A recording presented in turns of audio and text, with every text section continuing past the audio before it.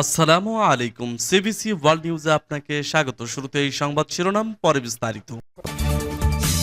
প্রথমে ইসরায়েল, ফিলিস্তিন, Iran, Hezbollah, হুতি বাহিনী যুদ্ধ চলছে, জানিয়ে দিব আমাদের হাতে থাকা সর্বশেষ গুরুত্বপূর্ণ আপডেট। আন্তর্জাতিক সংবাদ। এডেন সাগরে ইয়েমেনিদের একের পর এক হামলায় বিপর্যস্ত ইসরায়েল।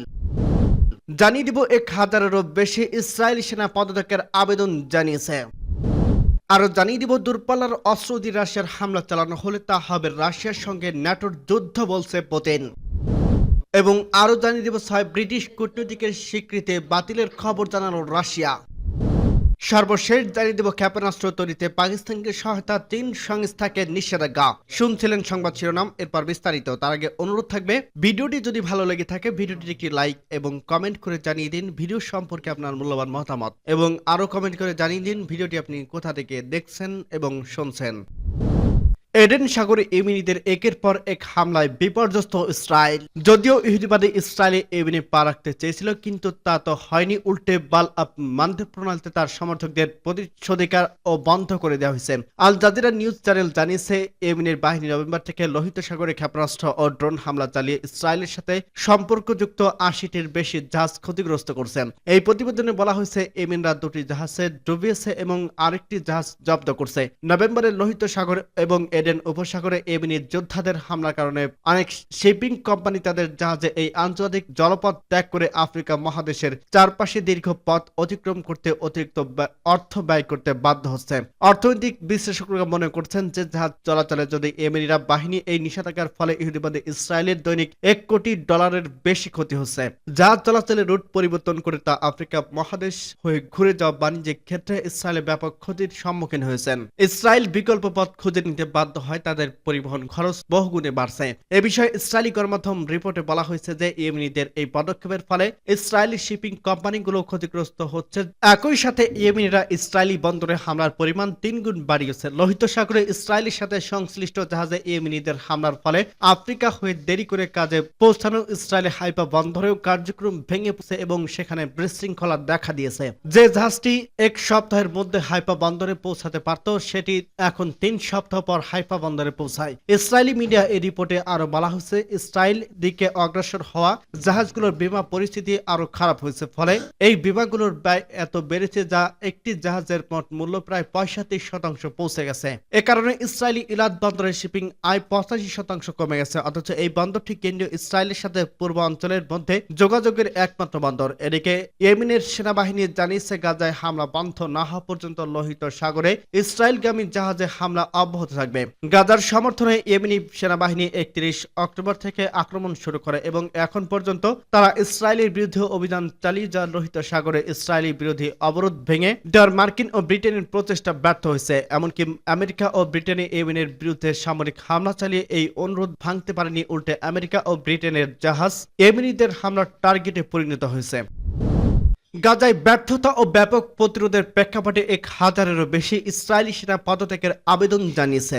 গাজায় দীর্ঘকাল ধরে যুদ্ধ চলতে থাকার প্রেক্ষাপটে 1000-এরও বেশি ইসরায়েলি সেনা ইস্তফা দেওয়ার আবেদন জানিয়েছেন। ইসরায়েলি সংবাদ মাধ্যমগুলো এই তথ্য ফাঁস করে জানিয়েছে, আবেদনকারীর মধ্যে রয়েছে বিভিন্ন পদমর্যাদার অধিকারী, অফিসার বা সেনা কর্মকর্তা। এই সংবাদ মাধ্যমগুলো বলছে, ব্যাপক বিক্ষোভ ও নৈরাজ্য দেখার ভয়ে ইসরায়েলের সশস্ত্র বাহিনী এই সেনাদের পদত্যাগ বা ইস্তফার আবেদনের খবর গোপন রাখছে। সম্প্রতি 8200 নম্বর ইউনিট নামের ইসরায়েলি সেনা গোয়েন্দা বিভাগের প্রধান পদত্যাগ করছেন। ইসরায়েলি সেনা কর্মকর্তারা এর আগে জানিয়েছে যে ইসরায়েলি সশস্ত্র বাহিনী ব্যাপক সেনা ঘাটতির সংকটে রয়েছে। সেনা সংখ্যার ঘাটতির কারণে ইসরায়েলি কর্তৃপক্ষ রিজার্ভ সেনাদের যুদ্ধে যোগ দিতে বলছে। বিশ্লেষকরা বলছে, ইসরায়েলি আগ্রাসন ও অপরাধযোগ্য দীর্ঘ 11 মাস ধরে চলার পর ইসরায়েল প্রতিরোধ যোদ্ধাদের কাবু করতে পারেনি, বরং ইসরায়েলি সেনাদের ক্রমবর্ধমান ক্ষয়ক্ষতি এবং হতাহতের কারণে সেখানে পরাজয়ের মুখে রয়েছে ইসরায়েল। এই অবস্থায় 1000-এরও বেশি ইসরায়েলি সেনা যুদ্ধের হাত থেকে নিজেকে রক্ষা করতে ইস্তফা দেওয়ার আবেদন জানিয়েছে, সূত্র পার্স টুডে। দূরপাল্লার অস্ত্র দিয়ে রাশিয়ার হামলা চালানো হলে তা হবে রাশিয়ার সঙ্গে ন্যাটোর যুদ্ধ বলছে পুতিন। পশ্চিমা দেশগুলো ইউক্রেনে দূরপাল্লার অস্ত্র দিয়ে রাশিয়া হামলা চালানোর অনুমতি দিল তা তার দেশের সঙ্গে ন্যাটোর যুদ্ধে জড়ানোর সামিল হবে বলে হুঁশিয়ারি দিয়েছেন প্রেসিডেন্ট ভ্লাদিমির পুতিন। রাশিয়ার দূরপাল্লার অস্ত্র দিয়ে ইউক্রেনে হামলার প্রসঙ্গে স্থানীয় সময় গতকাল বৃহস্পতিবার রাষ্ট্রীয় টেলিভিশনের পুতিন বলেন, এতে এই সংঘাতের বড় ধরনের বদল আসবে। এই অর্থ হবে ন্যাটো জোটভুক্ত দেশগুলো অর্থাৎ যুক্তরাষ্ট্র ও ইউরোপের দেশগুলোর সঙ্গে রাশিয়ার যুদ্ধ জড়িয়েছে। আর এটা হলে সংঘাতের ধারণাই বদলে যাবে। যখন আমাদের জন্য যে হুমকি তৈরি হবে তার ভিত্তিতে আমরা যথাযথ সিদ্ধান্ত নেব। যুক্তরাষ্ট্রের সময় শুক্রবার ওয়াশিংটন ডিসিতে মার্কিন প্রেসিডেন্ট জো বাইডেন ও ব্রিটিশ প্রধানমন্ত্রী কিয়ার স্টারমারের মধ্যে বৈঠক হওয়ার কথা রয়েছে। জানা যায় ওই বৈঠক থেকে তারা দূরপাল্লার অস্ত্র দিয়ে রাশিয়ার ভূখণ্ডে হামলা চালাতে ইউক্রেনকে অনুমতি দেওয়ার ব্যাপারে আলোচনা করবেন। সেই বৈঠকের আগে ইউক্রেন সহ পশ্চিমা দেশগুলোকে সতর্ক করে এমন হুমকি দিলেন রুশ প্রেসিডেন্ট ভ্লাদিমির পুতিন। পশ্চিমা দেশগুলো ইউক্রেনের যেসব অস্ত্র দিয়েছে বা দিচ্ছে সেসব অস্ত্র দিয়ে রাশিয়ার ভেতরে হামলা না চালানোর শর্ত রয়েছে। তবে ইউক্রেনের প্রেসিডেন্ট ভ্লাদিমির জেলেনস্কি এই শর্ত প্রত্যাহারের দাবি জানিয়েছে। তার মতে পশ্চিমা দেশগুলো এই শর্ত তুলে নিলে ইউক্রেনের দূরপাল্লার অস্ত্র দিয়ে রাশিয়ার ভেতরে বিমান ঘাঁটি, অস্ত্র, গোলাবারুদের গুদাম ও সামরিক স্থাপনায় হামলা চালাতে পারে। বাইডেনের সঙ্গে বৈঠকের আগে ইউক্রেনকে দূরপাল্লার অস্ত্র দিয়ে রাশিয়ার হামলা চালানোর অনুমতি দেওয়ার ইঙ্গিত দিয়েছে ব্রিটিশ প্রধানমন্ত্রী কিয়ার স্টারমার। যুক্তরাষ্ট্রের উদ্দেশ্যে রওনা দেওয়ার আগে তিনি সাংবাদিকদের বলেন, এই সংঘাত রাশিয়া শুরু করছে। রাশিয়া বেআইনিভাবে ইউক্রেনে আগ্রাসন চালিয়েছে। রাশিয়া এই সংঘাতের সমাপ্তি টানতে পারে। আত্মরক্ষার অধিকার রয়েছে ইউক্রেনের। এদিকে দূরপাল্লার অস্ত্র দিয়ে রাশিয়ার ভূখণ্ডে হামলা চালাচ্ছে ইউক্রেন যে অনুরোধ জানিয়েছে তা নিয়ে কাজ শুরু করছে বলে জানিয়েছে মার্কিন প্রেসিডেন্ট জো বাইডেন। সম্প্রতি ইউক্রেনের রাজধানী কিয়েভে সফরে গিয়েছিলেন মার্কিন পররাষ্ট্রমন্ত্রী অ্যান্টনি ব্লিংকেন ও ব্রিটিশ পররাষ্ট্রমন্ত্রী ডেভিড লামি। কিয়েভে গিয়ে ইউক্রেনকে নতুন করে আরও $150 কোটি সহায়তা দেওয়ার ঘোষণা দেন তারা। 6 ব্রিটিশ কূটনীতিকের স্বীকৃতি বাতিল, খবর জানালো রাশিয়া।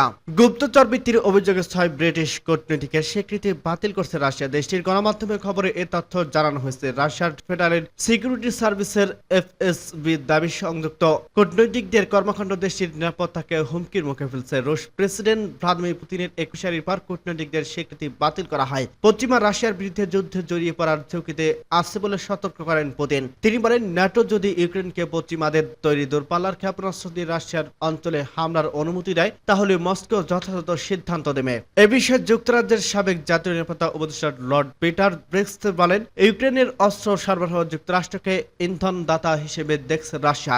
এ কারণে মস্কোয় কর্মরত ওই 6 কূটনৈতিকের স্বীকৃতি বাতিলের পদক্ষেপ নেওয়া হয়েছে। ব্রিটিশ কূটনৈতিকের স্বীকৃতি বাতিলের বিষয়ে লর্ড পিটার বিবিসি রেডিওকে বলেন, রাশিয়ার নিরাপত্তা সংস্থা তাদের দেওয়া বিবৃতিতে যে কারণ দেখিয়েছে তা সম্পূর্ণভাবে মিথ্যা। এদিকে রুশ পররাষ্ট্র মন্ত্রণালয় বলছে মস্কোয় ব্রিটিশ দূতাবাস কূটনৈতিক চুক্তির বাইরে চলে গেছে। মন্ত্রণালয়টির মুখপাত্র মারিয়া জাকারোভা বলেন, তথাকথিত ওই ব্রিটিশ কূটনৈতিকদের কর্মকাণ্ড নিয়ে এসব মূল্যায়নের সঙ্গে একমত রুশ পররাষ্ট্র মন্ত্রণালয়। তিনি আর বলেন, ব্রিটিশ দূতাবাস ভিয়েনা কনভারসেশনের নির্ধারিত সীমা লঙ্ঘন করছে। রুশ জনগণের ক্ষতির করার লক্ষ্যে ব্রিটিশ দূতাবাস কাজ করছে বলে অভিযোগ মারিয়া জাকারোভার।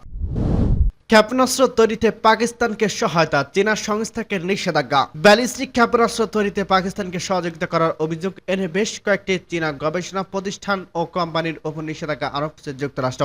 স্থানীয় সময় বৃহস্পতিবার যুক্তরাষ্ট্রের পররাষ্ট্র দপ্তর টেস্ট ডিপার্টমেন্ট ওই নিষেধাজ্ঞা আরোপ করে। এই বার্তা সংস্থা রয়টার্সের প্রতিবেদন থেকে এ তথ্য জানানো গেছে। মার্কিন পররাষ্ট্র দপ্তরের মুখপাত্র ম্যাথিউ মিলার এক বিবৃতিতে বলছেন, Beijing research institute of automation for machine building স্টাডির শাহিন 3 এবং আবাবিল সিস্টেমের জন্য রকেট মোটর পরীক্ষা করার জন্য এবং সম্ভাব্য বড় সিস্টেমের জন্য সরঞ্জাম সংগ্রহের জন্য পাকিস্তানের সঙ্গে কাজ করছে। মিলার বলেন, এই নিষেধাজ্ঞা পাকিস্তান ভিত্তিক উদ্ভাবনী সরঞ্জাম এবং চীনা নাগরিকের পাশাপাশি চীন ভিত্তিক সংস্থা Hubei, Huachangda intelligence equipment company, universal enterprise এবং জিয়ান রডেন টেকনোলজি ডেভেলপমেন্ট কোম্পানির উপর আরোপ করা হয়েছে।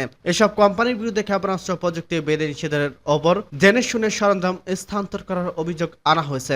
এ ধরনের মার্কিন নিষেধাজ্ঞা অবশ্য প্রথম নয়। এর আগে 2023 সালের অক্টোবরে পাকিস্তানে ক্ষেপণাস্ত্র তৈরি সরঞ্জাম দিয়ে সহযোগিতা করার অভিযোগ এনে 3 চীনা কোম্পানির উপর নিষেধাজ্ঞা আরোপ করছিল যুক্তরাষ্ট্র। এ বিষয়ে ওয়াশিংটনে চীনা